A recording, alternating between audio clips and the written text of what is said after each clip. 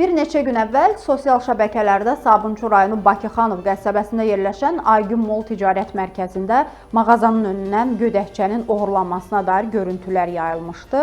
Sabunçu rayon polis idarəsinin 13-cü polis şöbəsinin keçirdiyi tədbirlərlə hadisəni törətmiş, əvvəllər də məhkum olunmuş 34 yaşlı Əbdül Salmanov saxlanılıb. Onun üzərindən şəxsi istifadəsi üçün əldə etdiyi psixotrop maddə metamfetamin də aşkarlanıb. Salmanovun Sabunçu rayonu və ya paytaxtın digər ərazilərində analoji hadisələr törədib-törətmədiyini müəyyən etmək istiqamətində araşdırma aparılır. Qeyd edək ki, mağaza sahibinin sözlərinə görə oğurlanan geyimin 135 manat dəyəri var imiş. İzləyək videonu.